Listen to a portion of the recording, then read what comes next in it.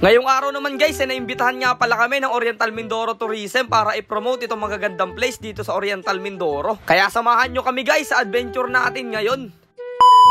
So yun guys, what's up? Nandito tayo sa Panton Cave at nauna tayo dito sa mga kasamahan natin mga ibang vloggers. Nauna tayo dito. So hintayin natin sila dito bago tayo bumaba. At ito yung mga rules nila. No pets allowed. Bawal daw tayo dito. Hinawin tayo. Nauna nga pala guys kami nakarating dito sa Panton Cave kasi nga guys yung mga ibang content creator ay nandun pa sila sa Puerto Galera. At pagkarating nga guys namin dito sa ecotourism dito sa bayan ng Gloria, agad kami sinalubong nito mga nag-immersion na grade 12 student. Grabe, nagulat kami guys dito sa part na to. At habang iniintay nga guys namin yung ibang vloggers na makakasama namin ay nakipagkwentuhan muna kami dito sa mga staff at sa mga tour guide na nandito guys sa lugar na to. Grabe, sobrang babait nila at napaka-approachable. At salamat rin nga pala guys dito sa mga immersion student ng tourism dahil habang iniintay namin guys yung mga kasamahan namin ay nakipagpintuhan sila sa amin. Kaya eto, shoutout sa inyong lahat. At sa kadahilanan nga guys na 2 hours pa yung iintay namin bago makarating dito yung mga kasamahan namin ay sinubukan na rin kaagad guys namin itong bamboo slide na pinagmamalaki ng bayan ng Gloria. Grabe, medyo mahaba rin guys yung pagkakagawa nila dito kaya sinubukan na kaagad namin.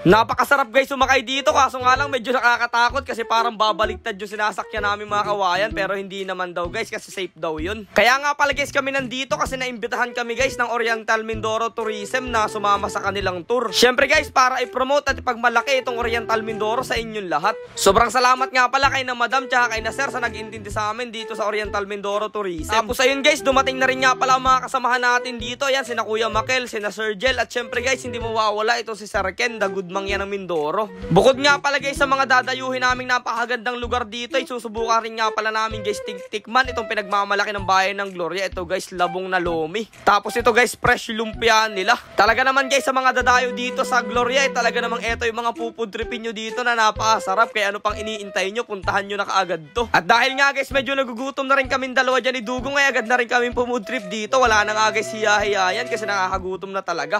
Pagkatapos nga lang guys namin kumain dyan ay sumakay naman guys kami ni na Sir Ken dito sa malaking bangka na to. Medyo natatakot na nga guys kami dalawa ni Dugong dyan. Hindi lang namin pinapahalata kasi guys iniisip namin baka malagot bigla yung tali niya tapos malaglag kami doon sa bangin. Sumakay nga pala guys ulit si Dugong dito sa bamboo slide kasi sasamahan niya ito si Kuya Marvin Almanon kasi sabi ni Kuya Marvin natatakot daw siya at hindi daw siya sanay sa mga ganitong klase ng rides. Okay na po. Ready? Okay po. Hindi pa pala po.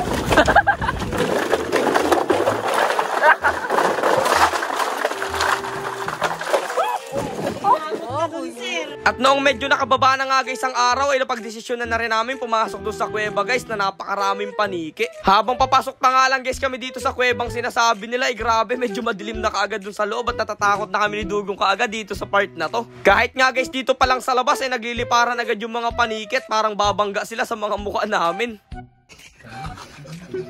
Ay! Ito yung paniki! Nag-evolve na! Laki paniki! Bago nyo nga pala guys makita yung mga napakaraming panike, madadaanan nyo nga pala guys itong mga ibon na to. Ang ibon nga pala guys na to ay balin sa sayaw ang tawag. Yan po yung mga babies please. Mga baby. Kasi isa po yung pewa ng baby po. Ito po yung pinakang baby pa. Ito po yung pinakang baby pa.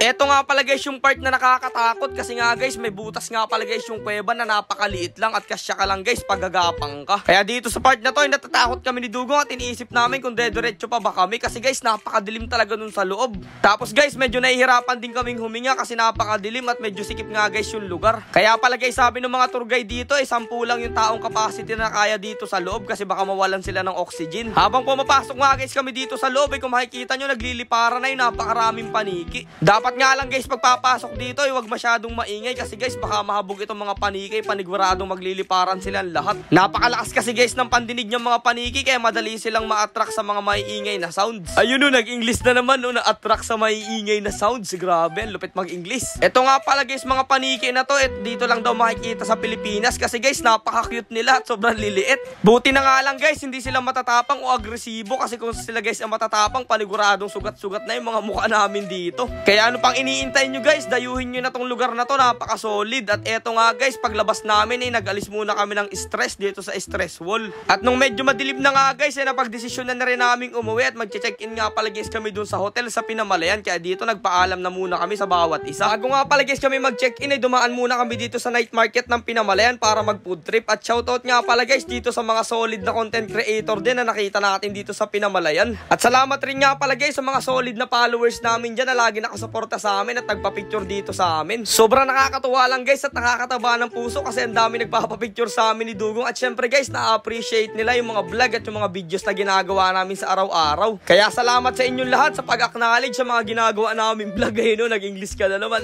Basta guys, patuloy kaming gagawa ng mga adventure na video na ikakatuwa nyo at paniguradong marerelax talaga kayo. Kaya ayun, hindi ako magsasawang magpasalamat sa inyong lahat palagi. At dahil nga guys, sabi ni Dugong hindi daw siya nahihilo sa mga ganitong rides, sumakay pa siya dito sa umiikot-ikot. At ayun guys, ang ending, maaga kaming umuwi dito sa hotel na pagtutulugan namin. Pero kung makikita nyo, sobrang energetic pa rin namin dalawa dito kahit sobrang pagod na talaga namin. At dahil nga guys, pangalawang beses pa lang namin makakatulog dito sa hotel na ganito, na-high-tecan guys kami dito. Grabe, card lang guys ang pambukas doon sa pinto, kaya tuwan-tuwa kami. At pagkapasok guys namin dito sa loob, napakalambot ng mga kama kasi kami guys, sanay lang kami sa mga papag ni Dugong, doon lang kami natutulog, sobrang sakit pa naman sa likod. Pagkatapos nga lang guys namin magpahinga ng konti dyan, bumaba na rin kami dito kasi sabi nila ikakain na daw kami, sabay-sabay nga pala guys kami kakain kasama yung mga ibang vloggers. Dito nga guys sa part na to, hindi na kami nagpapansinan ni Dugong kasi nagugutom na talaga kami. Kaya ayun guys, sa maghapon nating adventure samahan nyo muna kami pumudrip dito ni Dugong. At syempre, hindi pa nga pala dyan guys nagtatapos ang lahat at eto nga pala guys yung kinabukasan. Pumunta naman guys kami dito sa may Bulaklak Beach Resort at dito guys kami nag-picture taking at nag-video ng konti-konti lang. Ngayong araw naman guys, papunta nga pala kami doon sa Ranso at may gagawin kaming iba't ibang mga activity doon. Magra-rides kami guys ng kayak tapos isisid kami doon sa mga corals. Kaya pagkatapos namin guys mag-picture taking dito at magkuha ng mga drone shot ay agad na rin kami pumunta doon sa destination namin ngayong araw. Tapos ayun, nandito na nga pala guys kami sa Barangay Ranso dito sa bayan ng Pinamalayan.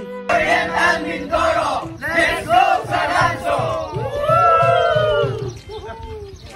Pagkarating nga guys namin dito is nalubong nga pala guys kami ng pagpuputong at may mga sumasayaw nga pala guys dito mga grupo ng kababaihan. At dahil nga guys dati kaming dancer ni Dugong, hindi rin namin napigilang sumayaw kaya tuwan-tuwa kaming dalawa dito kung ano yung pinaggagawa namin. At maya-maya lang guys nagulat ako kasi biglang sumayaw si Dugong dito. Grabe, ang galing talaga sumayaw ng tropa natin na to. At bago nga pala guys natin ituloy yung mga activity natin dito, may nakakilala nga pala guys ng mga solid followers natin dito. At meron din nga pala guys kami ng mga nakausap na mga vlogger dito kaya na nagsisimula pa lang kaya minotivate ko sila. At sa sobrang excited nga guys ni Dugong sumisid doon sa ilalim ng dagat ay sinukat pa niya itong maskara na parang sa Power Ranger. Kasi guys naiinggit na talaga si Dugong dito. Ayan kung makikita nyo nandun na yung mga kasamahan namin at kaya tumuturo-turo na siya at gusto na rin niyang maligo. Pero sabi ko sa kanya kumain muna kami kasi nakakagutom na mag-food trip muna kami dito sa may gilid. At fast forward nga pala guys tayo, eto na nga pala guys yung pagbibigay ng certificate sa amin kasi uuwi na nga pala guys kami lahat. At sa uulitin nga pala guys, salamat nga pala sa Oriental Mindoro Tourism sa pag-invite sa amin at sa lahat ng mga vloggers na nakasama namin. Sana po hindi lang ito yung una at huli natin pagsasama, sana magkasama-sama pa tayo sa mga darating na mga event. Kaya ayun guys, yun nga pala yung mga nangyari sa adventure namin at magpapahinga muna kami ni Dugong, nakakapagod talaga. Kaya paano guys? Kita-kits na lang ulit tayo bukas. Salamat sa panonood guys. Ha.